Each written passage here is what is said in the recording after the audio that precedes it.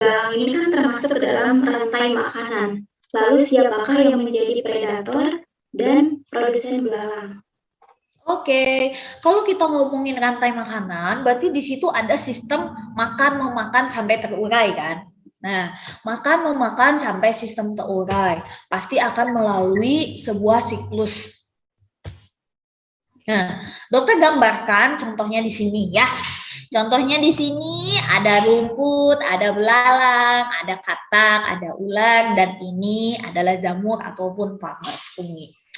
Kalau misalkan kita tanya, siapa sih yang jadi peran produsen di sini gitu?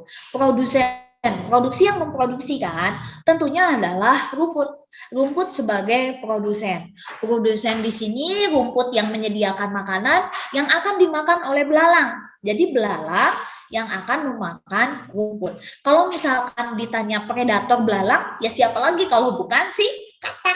Jadi sebenarnya yang mau makan belalang-belalang yang berada di rumput-rumput ataupun yang berada di sekitar tanaman dan sebagainya itu adalah katak tersendiri. Tapi biasanya si katak ini akan memangsa belalang-belalang yang lengah tentunya karena belalang ini sangat terkenal dengan lompatannya yang sangat tinggi gitu.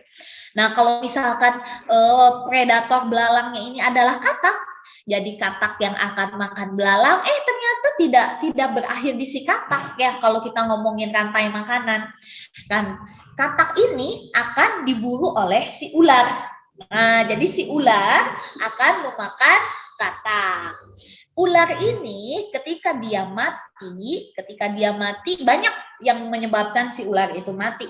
Baik dia dimangsa oleh predatornya ataupun karena ular ini sakit yang tidak kuat untuk mempertahankan dirinya.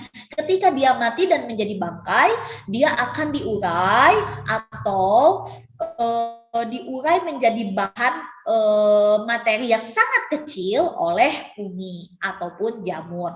Makanya kenapa jamur ini bukan sembarang jamur sebenarnya. Jamur itu berperan dalam proses menguraikan zat-zat renik ataupun materi seperti bangkai-bangkai kecil, terutama ular yang telah meninggal. Mati kalau ular ya, kalau meninggal sama manusia ya Dek ya. Nah, seperti itu ya Dek. Jadi rantai makanannya lebih merujuk produsennya ke rumputan dan belalang yang memakan hasil produsennya, belalang sendiri dipredator oleh katak yang akan memakan belalang dan ular yang akan memakan katak. Selanjutnya ketika ular mati dia akan diuraikan oleh jamur dan menjadi unsur-unsur zat hara yang tumbuh dan berkembang kembali seperti itu.